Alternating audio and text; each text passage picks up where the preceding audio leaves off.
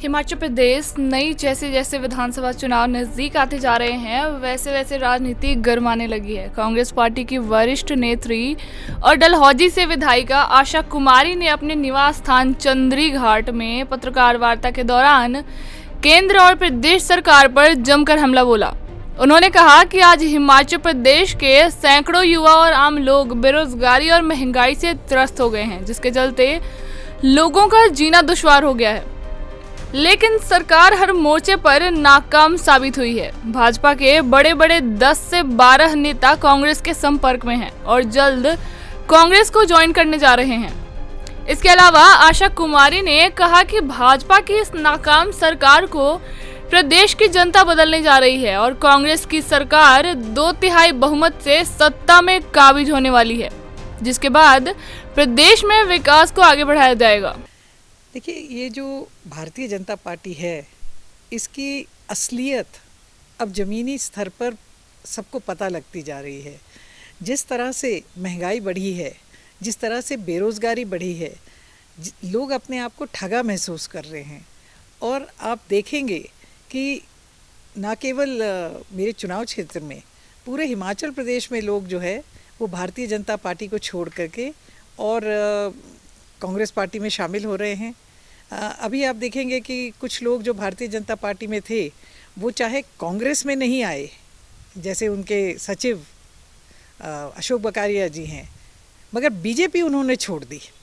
BJP को लोग छोड़ रहे हैं क्योंकि बीजेपी का जो ज़मीनी हकीकत है वो ये है कि लोग इनके महंगाई से त्रस्त है, बेरोज़गारी जो बढ़ती जा रही है, बहुत ज़्यादा असर जो है वो गैस के सिलेंडर का है। आप जानते हैं कि अभी कुछ ही दिन पहले 50 रुपये फिर से बढ़ा दिया गया और डलहौजी में अब गैस का सिलेंडर जो है 1145 रुपये का है।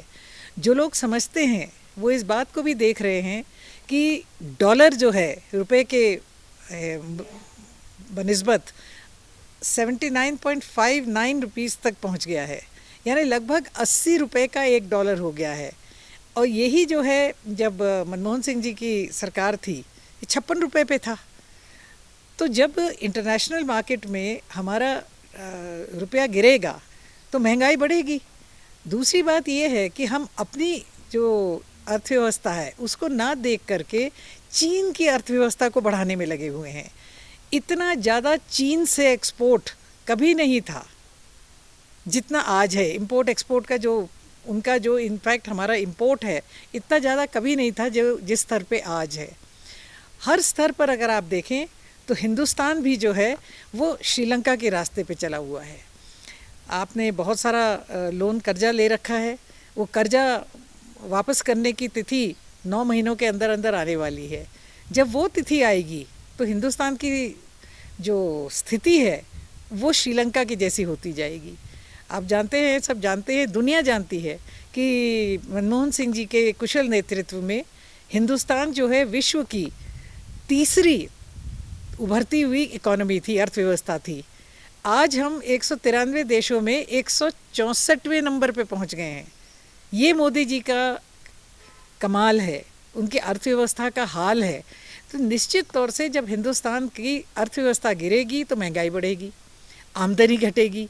ये बातें जो हैं अब लोगों को समझ में आने लग गई हैं कि ये सरकार जो है राशन महंगा कर दिया।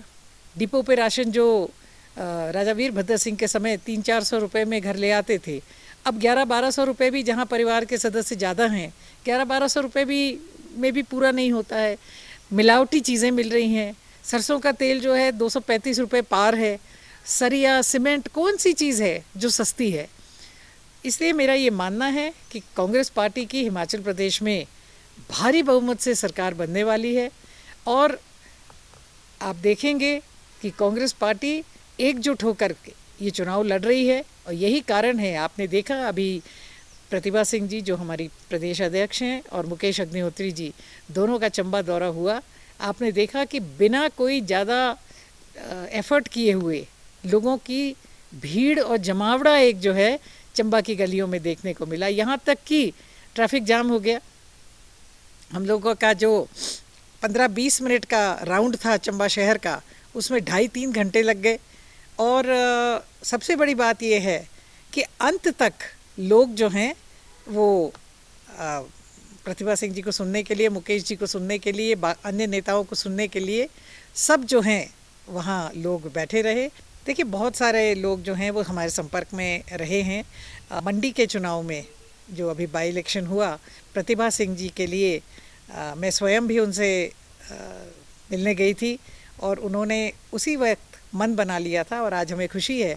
ऐसे ही अन्य बहुत सारे नेता हैं भारतीय जनता पार्टी के, बड़े नेता, क्योंकि कोई भी व्यक्ति जो भारतीय जनता पार्टी का प्रदेश अध्यक्ष रहा हो, कैबिनेट स्तर का मंत्री रहा हो, डिप्टी स्पीकर रहा हो, जिला परिषद के चुनाव भी जिसने लड़े हों, तो वैसा व्यक्ति अगर छोड़ करके आ रहा है तो इसी से आपको पता लग जाता है कि भारतीय जनता पार्टी की स्थिति अच्छी नहीं है और कांग्रेस की स्थिति मजबूत है। कांग्रेस की वरिष्ठ नेत्री और विधायिका आशा कुमारी ने कहा कि हिमाचल प्रदेश में सरकार ने 4.5 साल में ना के बराबर विकास किया है।